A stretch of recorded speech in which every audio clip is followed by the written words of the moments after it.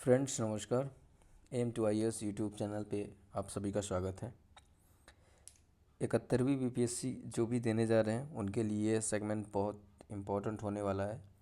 हमने इस Bihar special GK का जो सीरीज़ है उसमें पहला वीडियो अपलोड कर दिया है, जिसमें बिहार का सामान्य परिचय है। आज से हम बिहार के हिस्ट्री के संदर्भ में जो एंशिएंट, मेडिवल और मॉडर्न तीनों पार्ट का आज हम वीडियो देखेंगे यहाँ पे। तो इसे आप फॉलो कीजिएगा। और इस हैंड रिटन नोट्स की सबसे अच्छी बात यह है कि आपको अगर बिहार पीसीएस के एग्ज़ाम में अगर आपको 25 या 20-22 क्वेश्चन जो भी देखने को मिलेंगे, उसमें से मैं गारंटी कर रहा हूँ कि 90% क्वेश्चन कम से कम इस नोट से ही होने वाले हैं। ठीक है, क्योंकि इसी नोट्स को पढ़ के मैंने ऑलरेडी कई बार बिहार पीसीएस का मेंस दे रखा है, तो आप इस पे ट्रस्ट कर सकते हैं। ठीक है, फिर आज अभी हम शुरू करते हैं इसमें कि क्या कुछ है एंशिएंट हिस्ट्री में। ठीक है, तो सबसे पहले हम बिहार की एंशिएंट हिस्ट्री को देखेंगे, जिसमें पाषाण काल से स्टार्ट करते हैं।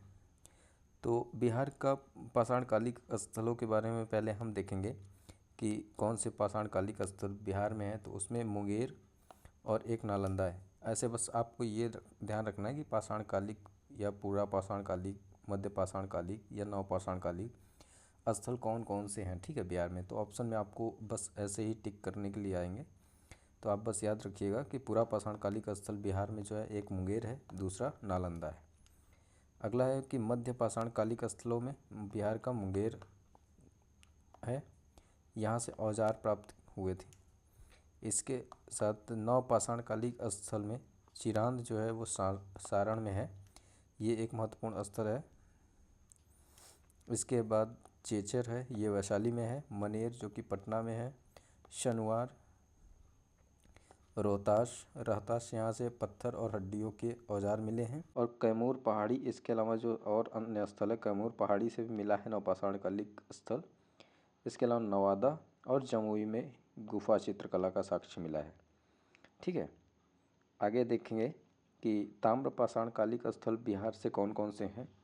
तो इसमें चिरांद हो गया, सोनपुर हो गया, चेचर, मनेर, ताराडीह और शनुआर। ठीक है, तो इसे याद रखिएगा।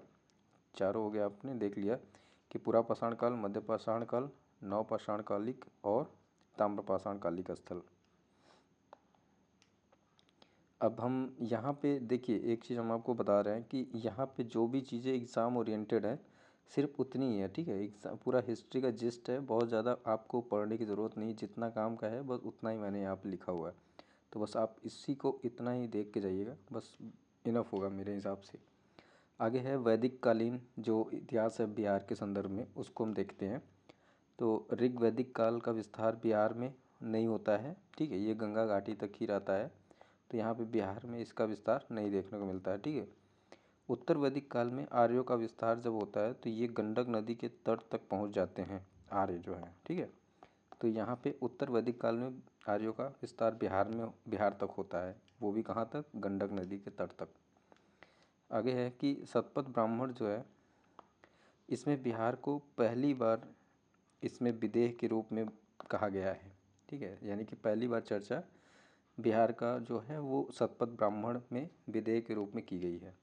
इसके अलावा ऋग्वेद में बिहार को कीकट और व्रात्य के नाम से जाना गया है।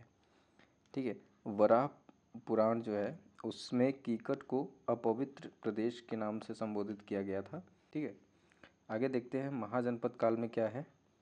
तो महाजनपद काल का जो मतलब इसका वर्णन है इसके बारे में, तो दो ग्रंथों में, एक तो अंगुत्तर निकाय और एक भगवती सूत्र में है। अंगुत्तर निकाय ये बौद्ध ग्रंथ है और भगवती सूत्र किसका है, ये जैन ग्रंथ है, जैन ग्रंथ है। ठीक है, तो इन दोनों में इसकी चर्चा होती है कि महाजनपद काल का पूरा विस्तार से इसके बारे में चर्चा मिलती है। जिस टोटल 16 महाजनपदों का हमारे साक्ष्य है, लिखित साक्ष्य में, जिनमें से 3 बिहार में मिलते हैं। जिनमें से कौन कौन से 3 बिहार के हैं, एक वज्जी और लिच्छवी जो संघ होता है ये एक पाया जाता है बिहार में, ये वैशाली, इसका विस्तार वैशाली में होता है और मुजफ्फरपुर में। दूसरा जो महाजनपद काल का संघ होता है वो मगध होता है। इसका विस्तार पटना, गया, नालंदा और राजगीर आदि में होता है। तीसरा जो महाजनपद है वो अंग महाजनपद है। इसका विस्तार है भागलपुर, मुंगेर। इसकी राजधानी चंपा थी। ठीक है, तो इस तरह से 3 महाजनपद बिहार में मिलते हैं, इसको याद रखिएगा आप। आगे है कुछ इसके आगे की कड़ी में मगध राजवंश जो होता है उसका इतिहास रहा है बिहार में। तो हमें पता होना चाहिए कि जो मगध राजवंश है वो मगध यानी कि बिहार का पटना और इधर गया वगैरह का क्षेत्र जो है वो मगध साम्राज्य का ही पूरा रीजन था। तो यानी कि इसका मगध साम्राज्य का ओरिजिन ही है बिहार। ठीक है, तो यहाँ पे हम देखेंगे कि बिहार में इस मगध राजवंश का जो क्रोनोलॉजी क्या है, हमने ऑलरेडी इसका हिस्ट्री वाले सेगमेंट में देख रखा है। तो इसके अलावा भी अगर यहाँ पे हम डिटेल थोड़ी सी कर लेते हैं तो पहला जो शासक था मगध राजवंश का वो था बृहदत्त। फिर आता है हर्यक, फिर शिशुनाग वंश आता है, फिर नंद वंश आता है, उसके बाद मौर्य साम्राज्य आता है। ठीक है, तो बृहदत्त वंश का पहला शासक जो था वो जरासंध था। हर्यक वंश का पहला शासक बिंबिसार। शिशुनाग वंश का शिशुनाग था पहला शासक। नंद वंश का पद्मनंद। और मौर्य साम्राज्य का पहला शासक चंद्रगुप्त मौर्य होता है। ठीक है, आगे हम देखते हैं। अब देखिए यहाँ पे उसके बाद जो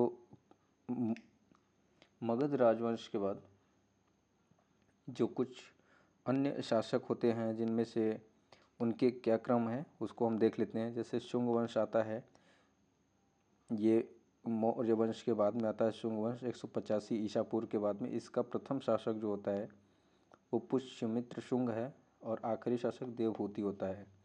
उसके बाद आता है कण्व वंश। इसका पहला शासक, इसके संस्थापक कह सकते हैं कि वसुमित्र होता है और आखिरी शासक सुशर्मा है। उसके बाद आता है कुषाण राजवंश। इसका कुजुल कैटफिशस और कनिष्क प्रमुख शासक यहाँ पे होते हैं। इसका देखिए यहाँ पे इसकी राजधानियों में पेशावर और मथुरा 2 जगह होता है उस समय में। उसके बाद गुप्त राजवंश जो आता है ये इसका संस्थापक श्रीगुप्त होता है, फिर आखिरी विष्णुगुप्त होता है। फिर आता है पाल वंश। इसका संस्थापक गोपाल होता है। देखिए यहाँ पे हमने ना इसको एक बस ब्रीफ में बताया यहाँ पे, क्योंकि हम हिस्ट्री वाले सेगमेंट में इसको पूरा डिटेल से कर चुके हैं ऑलरेडी। तो हमें बिहार के रेफरेंस में जो भी थोड़ी बहुत चीज़ें अगर यहाँ पे मिल रही हैं तो बस एक बार हम ओवरव्यू करते जा रहे हैं। ओके, अब आगे देखते हैं कि बिहार में या कौन कौन से ऐसे महाविहार रहे हैं कि जिनकी स्थापना उस समय में की गई थी। पहला हम नालंदा महाविहार को देखते हैं। तो इसकी स्थापना किया था कुमारगुप्त ने। 2016 में इसे यूनेस्को के वर्ल्ड हेरिटेज साइट में भी इसका नाम डाला गया है। इसके बाद आता है उदंतपुरी, यह बिहार शरीफ में है। इसकी स्थापना गोपाल ने की थी।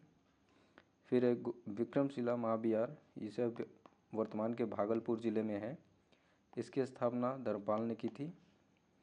इसके बाद है सोमपुरा महाविहार, जो वर्तमान के बांग्लादेश में है। इसकी स्थापना धर्मपाल ने की थी। ठीक है, ये इम्पोर्टेंट है। देवपाल जो है ये पाल वंश का शासक था। इसने बालपुत्र देव, जो कि श्रीलंका का वर्तमान समय में श्रीलंका, उस समय में इसको सिलोन बोला जाता था। तो वहाँ का जो शासक था बालपुत्र देव, यह नालंदा में महाविहार बनाने की योजना कर रहा था। तो उसके लिए इसने 5 गांव दान दिए थे। किसने दिया था? देवपाल ने। ठीक है, और किसे दिया था? ये बालपुत्र देव। ठीक है, आगे देखते हैं। जगद्दल महाविहार एक है, यह रामपाल द्वारा बनाया गया था। ये वर्तमान के बांग्लादेश में है।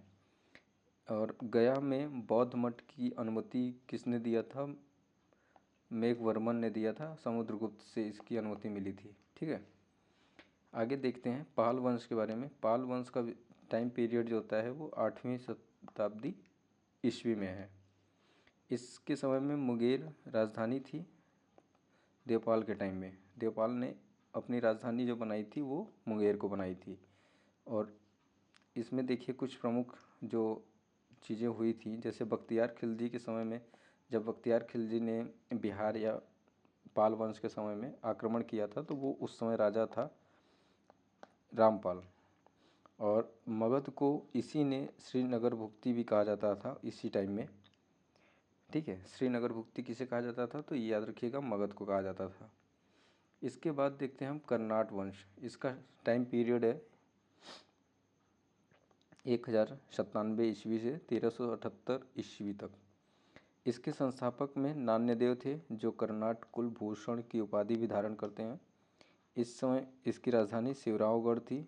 गंगदेव ने इसको अपनी पहली बार राजधानी बनाया था, शिवरावगढ़ को। अच्छा, बख्तियार खिलजी के समय में कर्नाट वंश का शासक कौन था, तो ये था नरसिंह देव।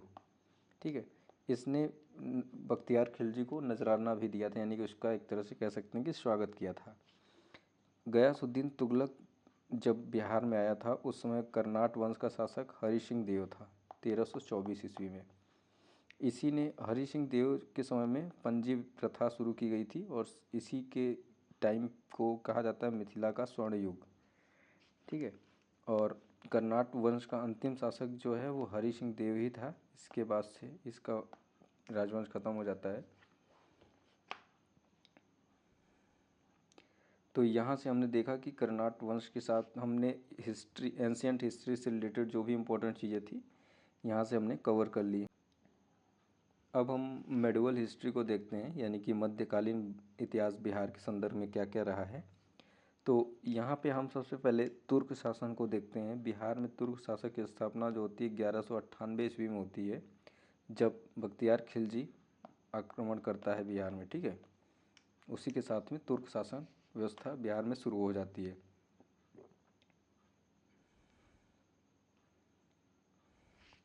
देखिए, बख्तियार खिलजी वास्तविक संस्थापक माना जाता है बिहार में तुर्क शासनों की स्थापना को लेकर। तो इसको पहली बार सफलता जो मिलती है उदंतपुरी बिहार की विजय पर 1198 ईस्वी में ही। उस समय इसने अपनी राजधानी उदंतपुर को बनाया। इसी टाइम में नालंदा एवं विक्रमशिला विहार को भी नष्ट किया गया था। ये किसने किया था? सब बख्तियार खिलजी ने। ठीक है, और उस समय में जब बख्तियार खिलजी का आक्रमण हुआ था, सेन वंश का शासक था लक्ष्मण सेन। ये सब याद रखिएगा, ये सब एग्जाम में पूछे हुए चीज़ें हैं। इस समय में उसकी राजधानी लखनौती थी। ठीक है, और बख्तियार खिलजी की हत्या किसने की थी? अली मर्दान खान नामक एक सरदार द्वारा की गई थी। यह देवकोट में इसकी हत्या की गई थी। ठीक है, और इसको दफनाया कहाँ गया था? तो ये बिहार शरीफ में इमादपुर में। यहाँ इस स्थान को तुर्कों का केंद्र भी कहा गया है। इसके बाद आता है इल्तुतमिश। इल्तुतमिश जब बिहार पर आक्रमण करता है तो ये 1225 ईस्वी में बिहार शरीफ और बाढ़ जो है उसको अधिकार में ले लेता है। यह क्या करता है कि हुशामुद्दीन एवाज जो था उसको हराता है पहले। उसके बाद सूबेदार नियुक्त करता है अलाउद्दीन जानी को। ठीक है, तो ये अपना सूबेदार किसको नियुक्त करता है? अलाउद्दीन जानी को।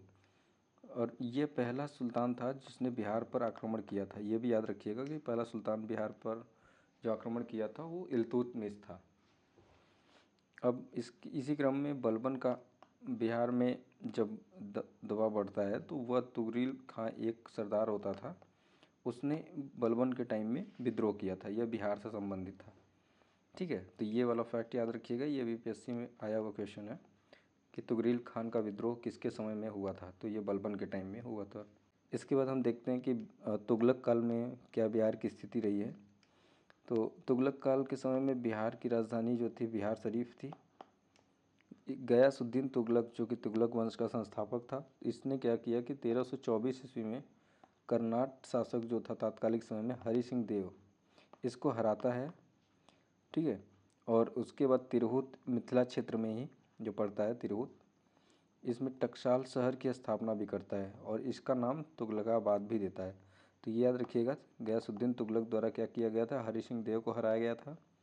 फिर इसने तिरहुत मिथिला वाला क्षेत्र जो है वहाँ पे टकसाल शहर की स्थापना किया और जिसे तुगलकाबाद नाम दिया। ठीक है, आगे आता है उसके बाद इसी क्रम में मोहम्मद बिन तुगलक, इसने बिहार के प्रांतपति के रूप में मजदूक मुल्क को नियुक्त करता है। इसके पश्चात फिरोज तुगलक बंगाल अभियान करता है अपना 1359 ईस्वी में, और ये इसके अभिलेख प्राप्त होते हैं पटना और गया से, ठीक है, फिरोज तुगलक के। इसके बाद आता है नुहानी शासक का, कुछ यहाँ पे देख लेते हैं। नुहानी शासक की स्थापना किसने किया था? दरिया खान नुहानी ने। बाबर को भारत पर आक्रमण करने का निमंत्रण भी दिया था। ये किसने दिया था? दौलत खान नुहानी ने, ठीक है, ये इसका चाचा था। तो ये इम्पोर्टेंट है, याद रखिएगा कि दौलत खान नुहानी ने बाबर को आक्रमण करने का न्योता दिया था। इसके बाद है बिहार में अफगान शासकों का क्रम। सिकंदर लोदी ने 1495-96 में दरिया खान नुहानी को बिहार का अपना प्रशासक या राज्यपाल नियुक्त किया, ठीक है, ये सिकंदर लोदी होता है। घाघरा का युद्ध होता है 1529 ईस्वी में। यह किसके बीच में होता है? बाबर और अफगान के बीच में, जिसमें बाबर जीत जाता है और अफगान हार जाते हैं, ठीक है। शेरशाह सूरी के टाइम में क्या होता है कि बिहार की क्या स्थिति होती है, इसको देख लेते हैं। शेरशाह सूरी ने अपनी राजधानी पटना को बनाया। सासाराम के जागीरदार हसन खां का यह पुत्र था शेरशाह सूरी। बहार खान नुहानी, जो नुहानी राजवंश का था, इसी ने शेरशाह सूरी को शेर खां की उपाधि भी दी थी। किसने दिया था? बहार खां नुहानी ने। सूरजगढ़ की लड़ाई 1534 ईस्वी में जो होती है, वो बंगाल इसमें हार जाता है, शेरशाह सूरी इसमें जीत जाता है। इसके बाद प्रमुख युद्ध जो होता है शेरशाह सूरी का, चौसा का युद्ध होता है 1539 ईस्वी में। इसमें हुमायूं को हराता है। फिर प्रमुख युद्ध होता है कन्नौज या बिलग्राम का युद्ध 1540 ईस्वी में। इसमें अंतिम रूप से हुमायूं को शेरशाह सूरी हराता है। फिर कुछ समय के लिए वो भारत से लगभग निष्कासित रहता है, ठीक। 1543, 44 और 45 ईस्वी में क्रमशः ये शेरशाह सूरी का जो युद्ध होता है, रायसीन पर आक्रमण करता है, फिर मारवाड़ और उसके बाद कालिंजर अभियान करता है। तो क्रम देखते हैं इसको। 1543 ईस्वी में रायसीन पे इसने आक्रमण किया, फिर 1544 में मारवाड़ पर, और 1545 में कालिंजर युद्ध। कालिंजर अभियान के दौरान ही इसकी मृत्यु हो गई थी, गोला फटने की वजह से, ठीक है। बिहार का मुख्ता इसने सुलेमान करारानी को नियुक्त किया था। इस क्रम में खिलजी वंश का इतिहास बिहार में क्या रहा है? अलाउद्दीन खिलजी द्वारा बेगूसराय में मस्जिद का निर्माण कराया गया था, ये याद रखिएगा। बेगूसराय में मस्जिद का निर्माण किया था किसने? दरभंगा के राजा शक्र सिंह द्वारा अलाउद्दीन खिलजी का जो सेनापति नियुक्त किया था, जो कि शेर मोहम्मद इस्माइल था, इस पे विजय प्राप्त की थी, ठीक है, दरभंगा के शक्र राजा सिंह द्वारा, ठीक है। इसके बाद मुगल साम्राज्य का बिहार में विस्तार जब होता है, तो उस समय में बाबर के समय में सूबेदार कौन था? खान खानम मुनीम के नाम से जाना जाता था। और अकबर द्वारा बिहार को मुगल प्रांत बनाया गया था पहली बार कब? 1580 ईस्वी में। बिहार में उस समय में 7 भाग 199 परगने बनाए गए थे अकबर द्वारा, ठीक है। तो याद रखिएगा, अकबर द्वारा बिहार को 7 भागों में और 199 परगनों में बांटा गया था। अकबर द्वारा बिहार का जो प्रांतपति नियुक्त किया गया था, वो राजा मान सिंह था, और बिहार की राजधानी उस समय में रोहतास थी, अकबर ने बनाया था। जहांगीर के समय में प्रांतपति बिहार का कौन था? वो राजकुमार अजीम था, ठीक है। उसके बाद फर्रुख शेर का भी राज्याभिषेक बिहार में ही होता है 1713 ईस्वी में पटना में। जहांगीर के समय में खोखरा देश, जो कि छोटा नागपुर पठार का क्षेत्र था, उस पर अधिकार किया गया, और यहाँ पे ही शाहजादा खुर्रम का विद्रोह भी होता है, ठीक है। तो शाहजादा खुर्रम का विद्रोह जहांगीर के समय में होता है। यहाँ से हमने मेडिवल हिस्ट्री देख ली है। नेक्स्ट वीडियो में हम मॉडर्न हिस्ट्री का देखेंगे बिहार से संबंधित, और तब तक के लिए थैंक यू सो मच। आप चैनल को लाइक, शेयर और सब्सक्राइब कर सकते हैं।